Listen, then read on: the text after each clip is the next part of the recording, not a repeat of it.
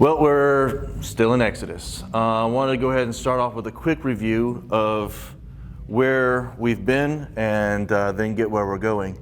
One of the things I want to focus on today is how God how God deals with Moses. A lot of times we focus on what is being said and how it's being said, and like God's purpose and all of what's going on. But I want to actually go through and look at the individual interaction between God and Moses in this situation.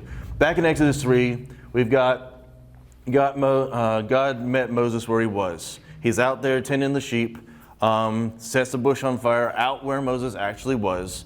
Moses didn't have to make some long journey to find out where God was. When God wanted Moses, he met him where he was.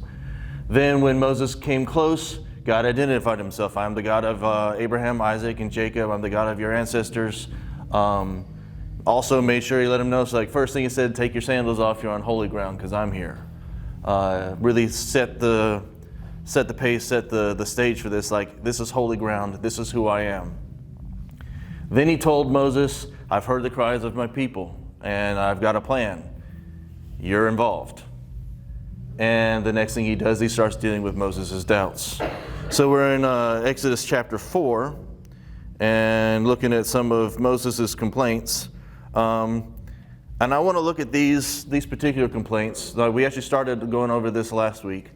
But the first one was, what if they don't believe me or listen to me? What if they say the Lord never appeared to you? Then the Lord answered, what's that in your hand? A shepherd's staff, Moses replied. Throw it down on the ground, the Lord told him, so that Moses threw down the staff and it turned into a snake. Moses jumped back. Reasonable response. Then the Lord told him, reach out and grab its tail. So Moses reached out and grabbed it, and it turned back into a shepherd's staff in his hand. Perform this sign, the Lord told him, then they will believe that the Lord, the God of their ancestors, the God of Abraham, Isaac, and Jacob, really has appeared to you. Now, pausing right there. Earlier, when Moses, one of his first complaints or first protests, he said like, who am I to go talk to Pharaoh? Who am I to do any of this stuff? And God's answer was, I'll be with you. And this will be your sign. Once you've done everything, you'll come back to worship God here on this mountain. When Moses was looking for something and looking for some reassurance and looking for a sign, God said, do what I told you to do, and then you'll see the sign. It's like, so for this personal relationship, God expected Moses to listen and to obey. Now, God speaking to him was probably the first sign that Moses should have paid attention to. I'm right here. The bush is not burning up. And Moses was like, I don't know about all this. And God said, I'm going to give you a sign that will come after you, obey me. But then when it comes to God says, I will be with you. And then Moses is like, well, what if those other people don't believe that? And then so God starts laying things out to assure Moses that he will assure them that he is with Moses. Well, we give Moses some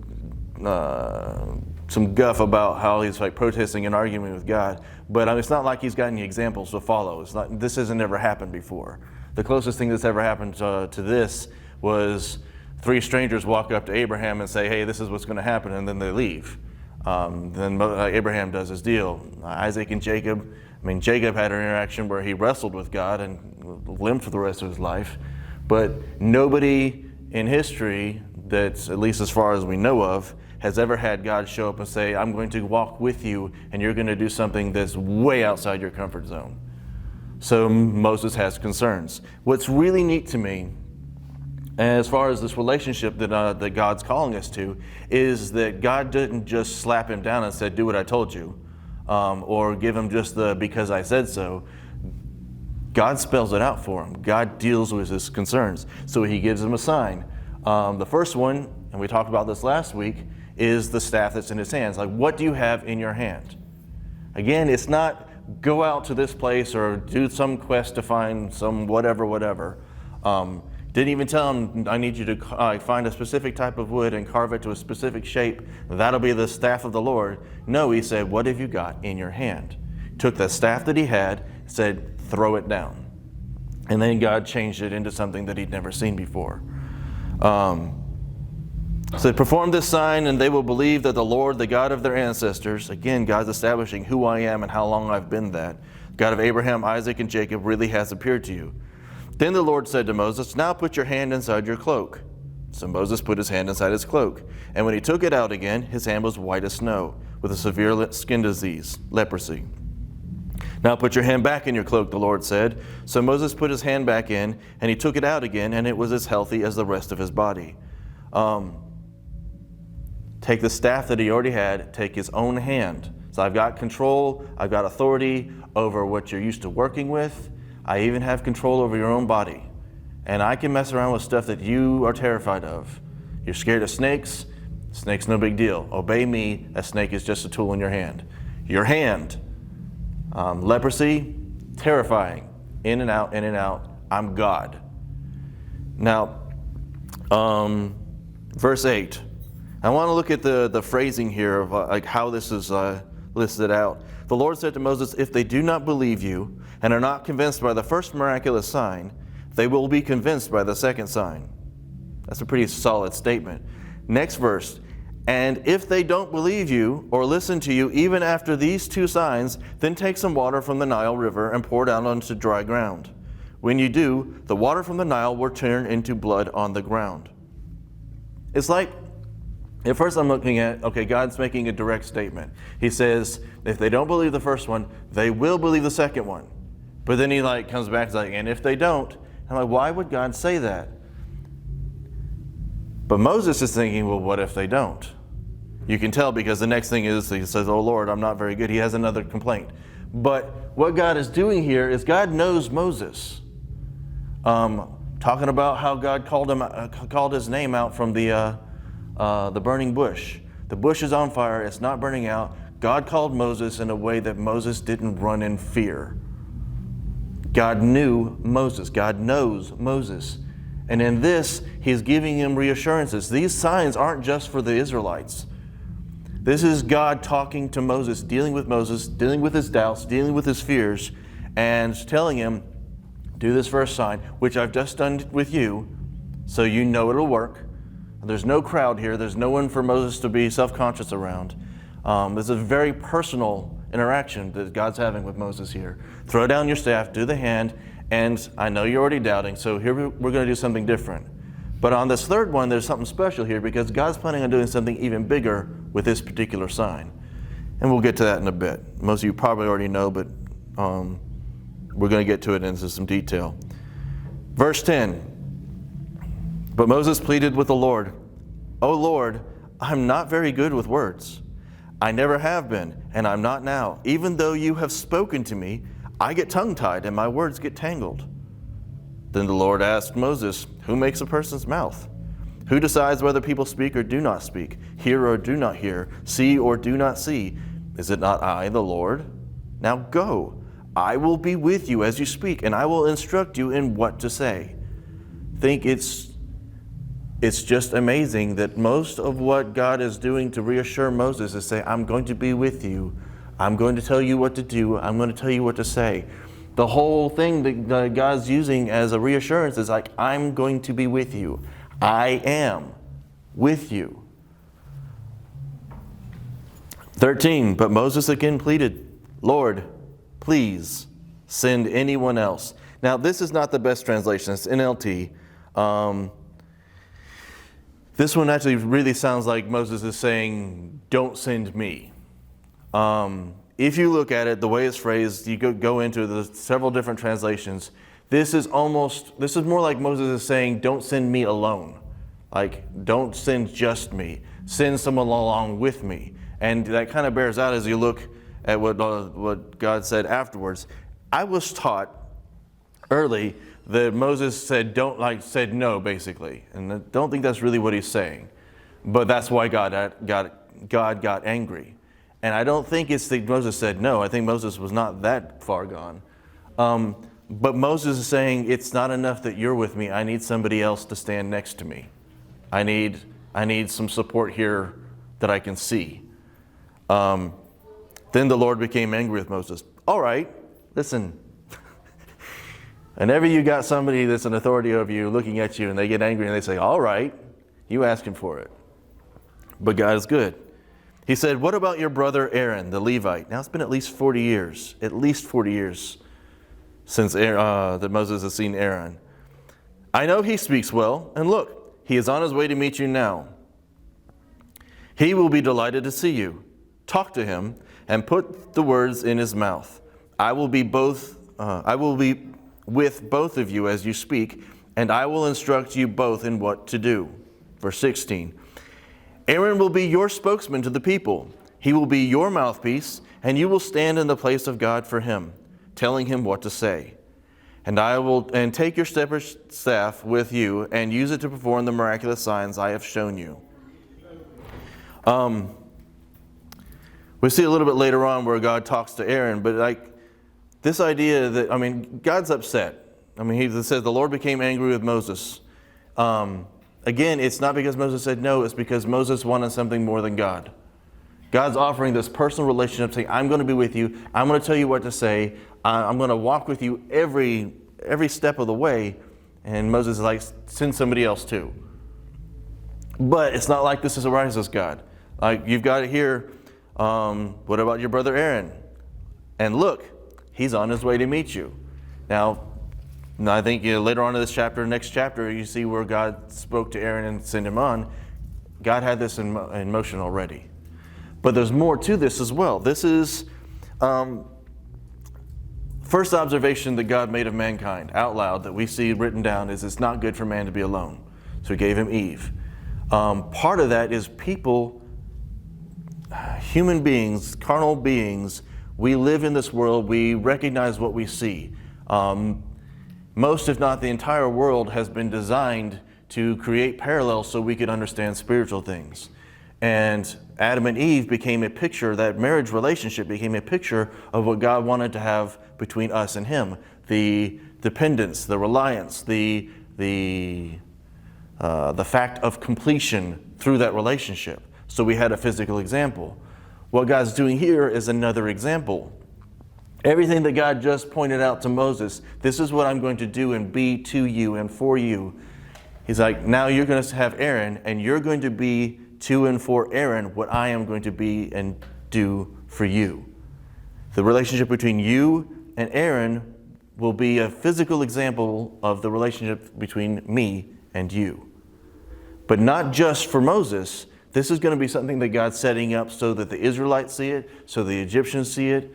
You go into the Egyptian courts where they had their priests, there's always a God that speaks through a priest to the people. Every time, even Pharaoh, most of the time when you hear that Pharaoh's talking to people, he's speaking to somebody and that person's speaking on because, you don't have the right to speak directly to a God. So how he's approaching the Egyptian court here is going to be very reminiscent to them. It's going to speak volumes. Let's see here. Talk to him. Verse 18. So Moses went back home to Jethro, his father-in-law. Please let me return to my relatives in Egypt, Moses said. I don't even know if they are still alive. Go in peace, Jethro replied. I've always found it interesting. Most of the movies, Moses shows up and explains what God just did and does all this and says, and so like Jethro's like, yeah, go obey God. But when you look at the scripture, Moses doesn't say anything about all that. Now, he might have, but it's very plain and simple. I'm going to go see if my family's alive. And Jethro's, go in peace. Verse 19, before Moses left Midian, the Lord said to him, return to Egypt, for all those who wanted to kill you have died. So Moses took his wife and sons, only one of them have been named so far, which is interesting, put them on a donkey and headed back to the land of Egypt. In his hand he carried the staff of God. Also very interesting. Holiness. When something is made holy, it's when something has been dedicated to God.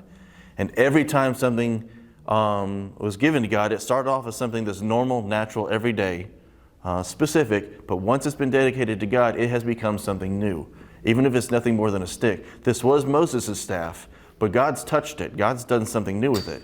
It's still Moses' responsibility. He's the steward of this staff, but now it's the staff of God. Once God touches something, once God claims something, it has been dedicated to him, and its nature has changed. Its identity has changed, just like us. The staff, still just a piece of wood. I mean, everything special about that staff is what God did. Us. We're still the same physical beings, but we've been touched by God. We've been claimed by God. So now we are something new, something different, and everything special about us is not our nature, but what God's doing in us and through us. Verse 21, and the Lord told Moses, when you arrive back in Egypt, go to Pharaoh and perform all the miracles I have empowered you to do, but I will harden his heart so he will refuse to let the people go. Then you will tell him, this is what the Lord says, Israel is my firstborn son. I commanded you, let my son go, so he can worship me. But since you have refused, I will now kill your firstborn son. God is establishing some things. He's also reminding Moses of some things. 24, and here's one that gets confused, that gets talked about, and there's a lot of debate over. On the way to Egypt, at the place where Moses and his family had stopped for the night, the Lord confronted him and was about to kill him. But Moses' wife Zipporah took a flint knife and circumcised her son. She touched his feet with a foreskin and said, now you are a bridegroom of blood to me. When she said a bridegroom of blood, she was referring to the circumcision. After that, the Lord left him alone. There is some debate about Hebrew pronouns. Specifically, you go from he's talking to Pharaoh, and then you've got this Lord confronted him and was about to kill him. There are questions about which him the Bible's talking about. Was he confronting Pharaoh? Was he confronting Moses? Was he going to kill Moses? Was he going to kill Moses' son? I want to point out that this is a very short section, but all we have is pretty much the synopsis of the event. Something more actually happened here, because otherwise, how in the world does Zipporah know what to do? There's no indication. There's a confrontation going on here between the Lord and Moses, or the angel of the Lord and Moses. We don't know exactly what's going on, but something in that has told Zipporah that this is the thing to do. And Zipporah was pretty upset about the whole situation. There's a lot of conjecture you can have in here, but going away from all that side reading and all the side research, if you look at what's actually going on here, God has called Moses. God has identified himself as the covenant God with Abraham, Isaac, and Jacob. That covenant had a physical sign. It was the circumcision.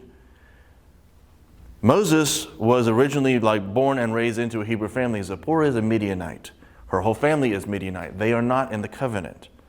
So what has happened here is Moses has had sons and has not followed the covenant, has not continued that on. Moses is about to step into Egypt as a representative of God and a representative of that covenant, and he doesn't even have obedience in his own family. So before he gets to Egypt, God said, you need to fix this. And Zipporah, conjecture, but she's a little disgusted that she's gotten into all this and Moses hadn't even told her some basic stuff. This is what you put me into. This is the situation. Now, an interesting thing here, the next thing we see is we're talking about Aaron and doesn't mention Zipporah again until much later. So it's don't know if she went back home with the boys. Eventually, at some point she did, because Jethro actually shows up and meets Moses and brings Zipporah and her the sons. But we don't really know. I mean, she could have left at any time. The amount of time that happens when Moses is in Egypt, it's a pretty good length of time. But our best guess is that at this point she's decided, I'm going to go back. You've clearly got some bigger, messier things to deal with, and we're liable to be a distraction. Don't know. All we know is we don't hear about her again until later. Because she had, or could have Moses wanted to circumcise his son, but she opposed him, and now she relents because God's about to kill Moses for him. Don't know. I've heard that one. I've heard a couple others too. I think we can spend a lot of time reading into Scripture and try to figure out what was going on. And I don't think there's any real harm in that. But I do want to go back to, and this is one of the things that in my reading of this, trying to figure out what the real answer was. And God told me, it's like, when I call myself the author of all things, you need to understand that I'm the author of the Bible. And an author is very particular about what he preserves and what he doesn't. And if we believe that the Bible is inspired by God and that he's curated it and preserved it, then we need to know that what is in here is the important part. We can conjecture about these things, provided it doesn't contradict what we've got in here. But ultimately, we've really got to focus on what it actually says. And I've had to do this for me. A couple of weeks ago, I realized I was getting too deep, and like, what does the Bible actually say? There's nothing wrong with that, but like, ultimately, what we got to do is come back to what the Bible actually says. Did you have something? It required their obedience to the Hebrew law at this point, but the particulars of how they got there wasn't really what mattered at this time. It was. I'm sorry, I didn't hear all. I said it required this. What the point God was trying to make here is they had to obey the Hebrew law. Right. And Zipporah had to comply. Right. And that was the point God was making. Yes. It was How you felt about it. Well, I mean, again, all we know is that she was in a spot right at this point to have to do this right in front of the angel of God. Like, you embarrassed me in front of God. And ultimately, like, I made a covenant and you're not walking in it. Fix this. Verse 27. Now the Lord had said to Aaron, go out into the wilderness to meet Moses. That had to have been an interesting thing for Aaron. So Aaron went and met Moses at the mountain of God, and he embraced him. Moses then told Aaron everything the Lord had commanded him to say, and he told him about the miraculous signs the Lord had commanded him to perform. Then Moses and Aaron returned to Egypt and called all the elders of Israel together. I want to point out that he doesn't actually perform the miracles for Aaron. He told Aaron. We don't see any description of an argument that Aaron had. All we know is that out of the blue, God told Aaron, go meet Moses in the wilderness. And Aaron went. Whatever that conversation was, there was no room for argument. And when Moses said, hey, I've got to perform these miraculous signs, Aaron's apparently like, okay. Kind of wonder what God said to Aaron. Then Moses and Aaron returned to Egypt and called all the elders of Israel together. Aaron told them everything, not Moses. Aaron told them everything the Lord had told Moses. And Moses performed the miraculous signs as they watched. Then the people of Israel were convinced that the Lord had sent Moses and Aaron. When they heard that the Lord was concerned about them and had seen their misery, they bowed down in worship. We've got two different levels of relationship here. Actually, we may have three. We have the God and Moses, that personal relationship. Then we've got God's establishing a leadership covering authority relationship with Moses to Aaron, then Aaron to the people. And the people, sometimes God will meet people individually, sometimes he will meet them in a group. God deals with people individually, nationally, and in this point, God has done something with the individual Moses, and to a certain degree with Aaron, so that he could reach out to the people of Israel. Because like even when God was referred to Israel, it's like, I've called Israel, like the nation of Israel, this is my firstborn son. He's claimed them collectively. There's a lot to be said about the entire covenant relationship that God's got. He's got with them as a people. If you ever get a chance to really do a deep study on the covenant that God had with Israel and look how that pertains to end time stuff, if God had done things differently, if he just dealt with individuals, Gentiles would have been in a big problem, because Israel as a nation rejected Jesus, so the Gentiles were then able to get into it. So God's setting things up even here with Moses and Aaron and then the people. The people saw the miracle. They didn't just see the miracle, they saw that they had a leader that had been chosen. These people had spent hundreds of years as slaves.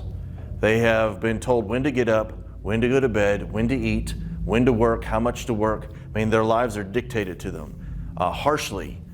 They have been crying out to God. God said, I've heard my people cry out. But the culture that they're in, even though they're in Goshen, they're still in the Egyptian nation, so they're still used to the priesthood. They're still used to the way Egypt does their authority, and it's always done by proxies. It's always somebody speaks to somebody who speaks to somebody. For the Israelites, as the slaves, they had an Israelite who was the work leader, and that person would be told by the slave driver what they had to do. So Pharaoh would tell his people, who would tell his people, who would tell Israel's people, who would tell Israel. This is what they're used to. So when God goes to show them that he's about to do something, he follows a pattern that they recognize. He's also establishing the forerunner to the priesthood that he's going to do. Like, I'm going to do it, but one thing that they're doing here that they may or may not have been doing, but when he shows up, he says who he is in a form they recognize, but then he shows evidence. Exactly what God said. You're going to do these things, and then they're going to realize that I am with you. Again, that I am with you it's critical. It's not they're going to be impressed. It's not they're going to believe I can do these things. It's not that, it's all that. What they're going to see is they're going to see my signs, and they're going to know that I'm with you. That is the most important thing. And I think that is something that God is still saying. You need to understand that the most important thing in your life is that I'm with you. You need to trust me, to obey me, to follow where I lead. And when you do that, people will see that I am with you. We're not necessarily called to go deliver a nation. So the signs don't necessarily need to be as big. But what joy is that every single little one of those signs that we see in our lives, every time someone recognizes there's something different about us, it's not us. We're just the staff in hand. It's that God has touched us. God has done something that has revealed that relationship.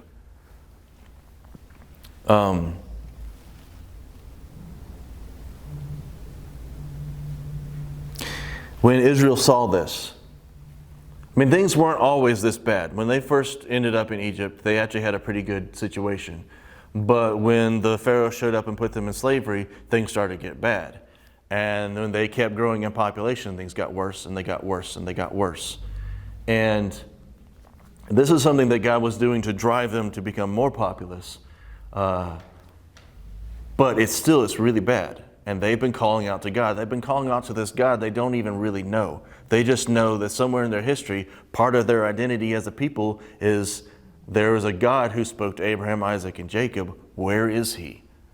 Like, he needs to come and save us. Because even end of Genesis, Joseph, as he's on his deathbed, said, don't leave my bones here. When our God comes back and delivers us out of Egypt, take my bones. So they've got this tradition. They've got this prophecy. They got probably the most prophetic guy they know of that has said, one day you'll be pulled out. And the harder things got, the more these Israelites are going to be thinking, there's a God who promised to bring us out. And suddenly, one of their own comes back from basically like the dead. He's been gone for 40 years. Some of them may have had hopes because one of their own had been saved from the Nile and it ends up in Pharaoh's court.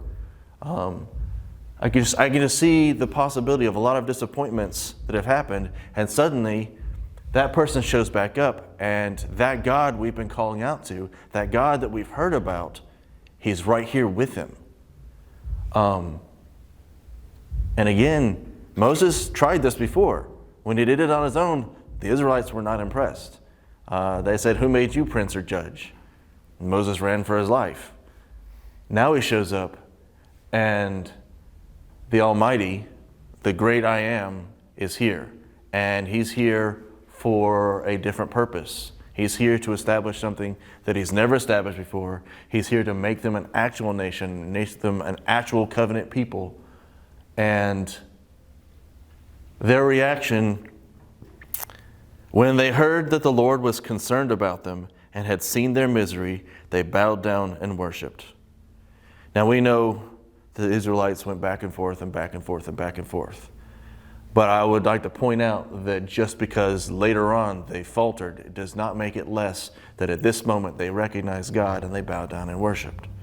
They recognized Him. Now, we have a bad habit of when things get bad, we focus on the bad instead of the good. When we doubt, when we fear, when we worry, then we are like the Israelites who have seen God, who have seen His hand, who have seen His mighty work, but then we see the moment and we focus on that instead. What we see played out in the Israelites from this point on, I mean, we can criticize it, but like if we're worried about paying the bills, or we're worried about how work is going to be, or we're worried about what people think, if we're worried about stuff, then again, we're turning our eyes away from what God is doing and the fact that He's with us, and we're focusing on those negative things. All right. Chapter 5. Moses and Aaron speak to Pharaoh. Verse 1. After this presentation to Israel's leaders, Moses and Aaron went and spoke to Pharaoh. They told him, "This is what the Lord, the God of Israel, says. Let my people go, so they may hold a festival in my honor in the wilderness." "Is that so?" retorted Pharaoh. "And who is the Lord? Why should I listen to him and let Israel go? I don't know the Lord, and I will not let Israel go." But Aaron and Moses persisted. "The God of the Hebrews has met with us," they declared. "So let us take a 3-day journey into the wilderness so we can offer sacrifices to the Lord our God. If we don't, He will kill us with a plague or with the sword." Pharaoh replied, "Moses and Aaron, why are you distracting the people from their tasks? Get back to work. Look, there are many of your people in the land, and you are stopping them from their work." I don't really know exactly what's going on. I think that this relationship between Moses and Aaron, the way that they're presenting themselves, is adding some clout. Because otherwise, how in the world did they manage to get up and talk to Pharaoh? Moses' background may have given him an inside track, or it may just be that they showed up and God said, "This is what's going to happen." But they told Pharaoh, "This is what the Lord, the God of Israel, says." Pharaoh was a god in Egypt. He was legally the highest of the gods. He had I think they called himself the morning and the evening star. For them to walk in, and Moses won't even speak directly. Moses speaking to Aaron, Aaron speaking out. There's a lot going on here. There's a lot of subtext that's happening. It said, "This is what the Lord, the God of Israel, this is what our actual God says, and you have to listen." This is a slap in the face to Pharaoh. "Let my people go so we can hold a festival." And Pharaoh's offended. Said, "Who is the Lord?" He's going to find out. "Why should I listen to him and let Israel go? I don't know the Lord, and I will not do this." God is setting a stage. He's setting one of the biggest stages ever. I mean, what's about to happen, Pharaoh doesn't even realize it. I mean, Pharaoh is already, let's talk about leadership actually. Moses, because he was going in a position of leadership for Israel, had to make sure that he was right in the covenant with God. God holds leaders accountable, more accountable in a lot of cases, because they have to be the example. Also, when you've got somebody who God is speaking directly to and directly through, everything they do reflects back on God, and becomes an example to the followers. It's like the old thing of what parents do in moderation, kids do in excess. So they have to be very careful. They're held accountable for that. And biblically speaking, God holds rulers accountable on a level that the populace not necessarily being held to. I mean, as a nation, Egypt is about to be judged, but as the ruler of that nation, Pharaoh is not going to be spared anything.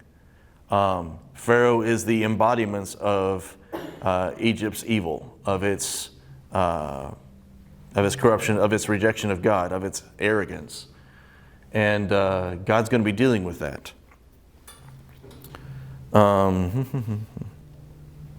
We have just a little bit of time, so I'm going to hit this next part. That same day, Pharaoh sent this order to the Egyptian slave drivers and the Israelite foremen. Do not supply any more straw for making bricks. Make it the people get it themselves, but still require them to make the same number of bricks as before. Don't reduce the quota. They are lazy. That's why they are crying out, let us go and offer sacrifices to our God. Load them down with more work. Make them sweat. That will teach them to listen to lies. So the slave drivers and the foremen went out and told the people, this is what Pharaoh says, I will not provide any more straw for you. Go and get it for yourselves. Find it wherever you can. But you must produce just as many bricks as before. So the people scattered throughout the land of Egypt in search of stubble and use as straw.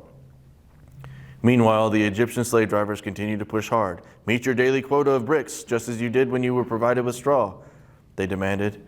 Then they whipped the Israelite foremen they had put in charge of the work crews. Why haven't you met your quotas, either yesterday or today, they demanded. So the Israelite foremen went to Pharaoh and pleaded with him. Please don't treat your servants like this, they begged. We are given no straw, but the slave drivers still demand make bricks. We are being beaten, but it isn't our fault. Your own people are to blame. I want to point out that this is interesting. They know where the order came from, but they're not bold enough to say, this is your fault. This is your own people. You need to talk some sense into your people because they're just doing stuff. But Pharaoh shouted, you're just lazy. Lazy, that's why you're saying, let us go off and offer sacrifices to the Lord. Now get back to work. No straw will be given to you, but you must still produce the full quota of bricks. Pharaoh is trying to set up his own narrative. He has given them a whole bunch of work. He has made their lives harder. He's like, make them sweat. We're talking about people who are already crying out to God because life is so bad. And he's like, make them sweat because they're lazy. And so they're, understandably upset. They come talk to Pharaoh. And Pharaoh makes it very clear that this is because you guys are lazy and you're listening to this let our people go stuff. So he has said, basically, that all this misery is because of Moses. It's Moses' fault.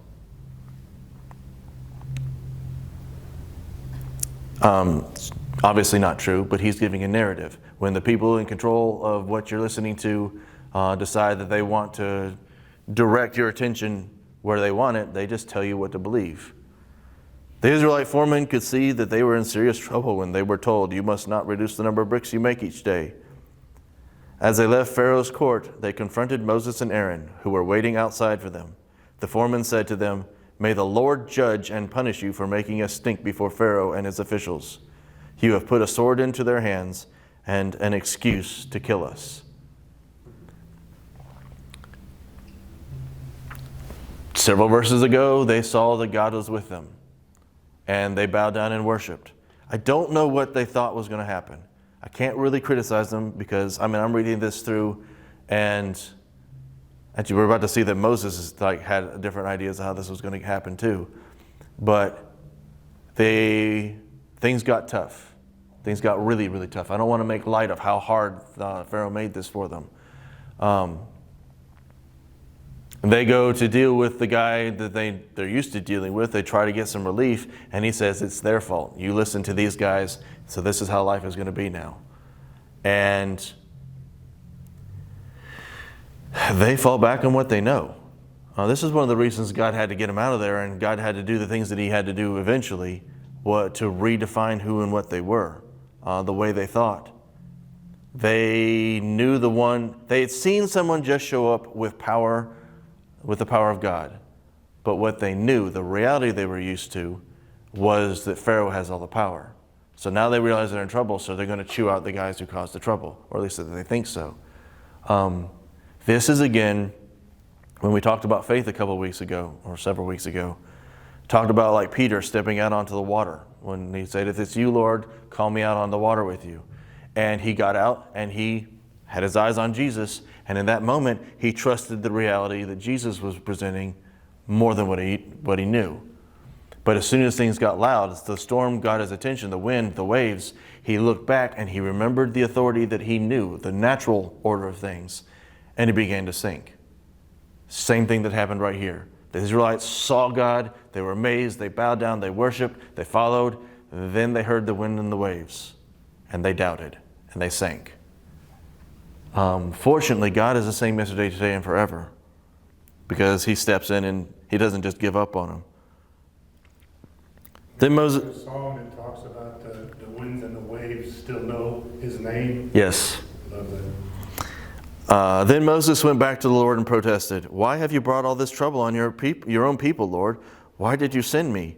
Ever since I came to Pharaoh as your spokesman, he has been even more brutal to your people, and you have done nothing to rescue them." You know, frequently I look back at the Bible and I look at how things are laid out, and I had this mindset of things kind of happening boom, boom, boom, boom, boom. And in my own life, when things have taken way longer to happen that I thought God was going to be doing right away, it's been very discouraging, very like, what are you doing? Like, I thought you said we were doing something here, God. And I started going back over Scripture and realized how much time actually happened. I mean, Moses is 80 at this point. He was named to draw out when he was like right after he was born. I mean, that's a long time. But even Moses in this situation, Moses had a different idea. He thought he was going to go in there. I mean, God said he was going to do some miraculous stuff, but apparently he thought that was like just the leper's hand and the staff. Moses doesn't really have an idea of what God was talking about. He said he was going to harden Pharaoh's heart, but nobody said anything about making everybody hate me. So there's a lot in that, and I got to wrap up. We have the Israelites have got to be retrained who's the real authority, who God really is. And the first half of Exodus is God saying, this is me. Also, Moses, he's new to this relationship. I mean, he's seen something amazing. He's seen God do some really amazing things, but it's a very new relationship. So there's still a lot that he has not come to depend on God or to even understand what God's doing. So he's asking the same questions like, what's going on? And what we're going to find out is God's going to say, you need to walk with me in this.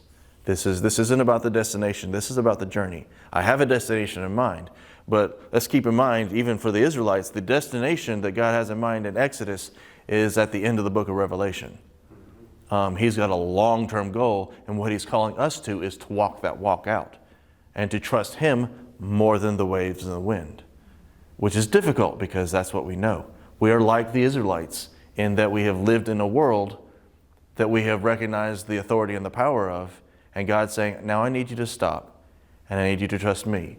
I need you to step with me. I can sleep through storms. I can calm them with a word. I can walk on them.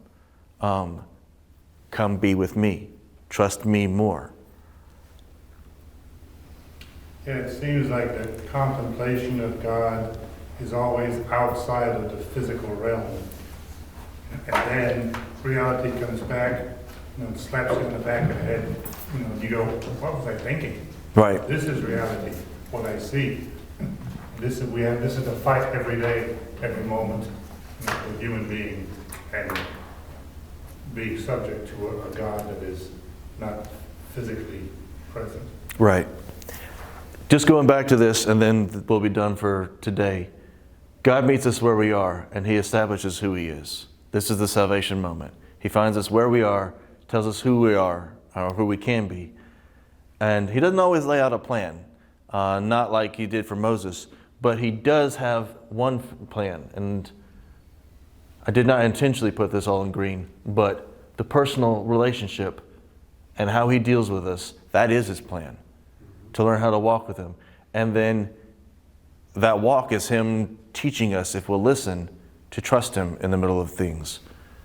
Same thing, we're going to see things play out in the plagues. We're going to see things played out in the actual Exodus from Egypt, where God is establishing precedent, not just in the laws and in his ways, but also in this relationship, how he deals with people, the way, and the process.